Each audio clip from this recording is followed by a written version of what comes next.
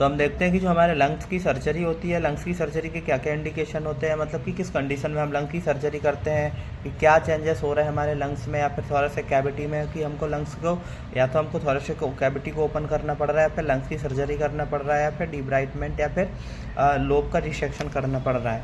तो हम देखते हैं कि जो हमारी कंडीशन आती है कि सर्जिकल कंडीशन कौन कौन सी होती है या फिर कौन सी कंडीशन होती है कि जिसमें हम लंग्स को रिसेक्ट करते हैं। तो ना फर्स्ट ऑफ ऑल कोई इन्फ्लामेटरी कंडीशन हो जाती है, डिजेनरेटिव चेंजेस हो जाते हैं।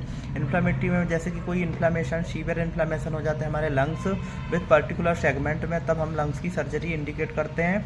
ना देखते हैं कि जैसे डिजेनरेटिव चेंजेस हो जाता है, एक्सेसिव स्मोकर या फिर अदर्स होता है, तो हम लंग्स की सर्जरी करते हैं। ना देखते हैं कि कोई ट्रॉमा हो जाता है, आफ्टर ट्रॉमा रिप्स फ्रैक्चर है, फिर लंग्स कोलैप्स हो जाता है, तब हमको लंग्स की सर्जरी करनी पड़ता है। या फिर कोई हमको कंजेनाइटल डिसीज जैसे कि सिस्ट या फिर कोई लंग्स की लोब कंप्रेस है, या फिर कोई लंग्स में कोई चेंजेस है या फिर पैथोलॉजिकल एनोमनीस है, तब हम लंग्स की सर्जरी करते हैं। ना हम फिर से रिपीट कर लेते हैं कि किस किस कंडीशन में लंग्स की सर्जरी करते हैं हम।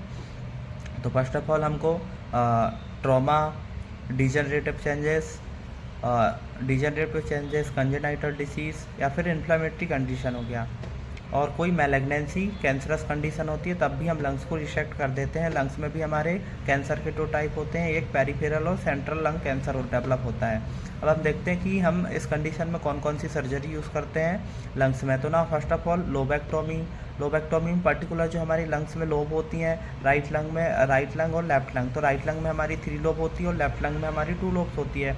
तो उसके अकॉर्डिंग हम लोब्स देखते हैं कि लोब्स में कौन सी लोब को पूरा अफेक्टेड करके रखा है, तब हम लंग्स को लोबेक्टोमी लोब को कट कर देते हैं, हटा देते हैं, वहाँ से डिब्राइट कर देते हैं।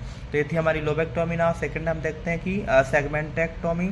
तो सेगमेंटेक्टोमी में क्या होता है कि जो हमारे लंग्स होते हैं उसमें पर्टिकुलर लंग्स में 10 सेगमेंट्स होते हैं, जो कि हम फर्स्ट ईयर में ब्रोंकोपल्मोनरी सेगमेंट्स पढ़ते हैं। तो पर्टिकुलर सेगमेंट्स के अकॉर्डिंग हम जिसमें भी पैथोलॉजी या डिजेनरेटिव या फिर ट्रॉमा जो भी हो, तो उसके अकॉर्डिंग हम उस सेगमेंट्स को हटा देते हैं।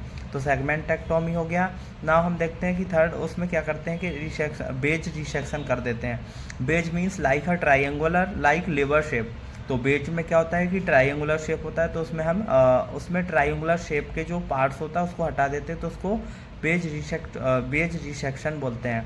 मतलब बेज ट्राइंगुलर शेप होता है उसको हटा देते हैं।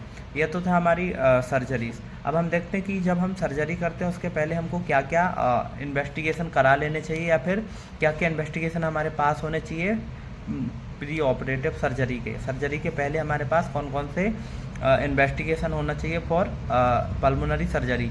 तो फर्स्ट ऑफ ऑल मीडियास्टेनोस्कोपी होनी चाहिए हमारे पास, और ब्रोंकोस्कोपी होनी चाहिए। पर्टिकुलर हमारे ब्रोंक्यूल्स या फिर ब्रोंकोस्कोपी को करवा लेनी चाहिए उसके पहले। और सीटी स्कैन हमारा कंप्यूटराइज्ड टोमोग्राफी होना चाहिए हमारे पास।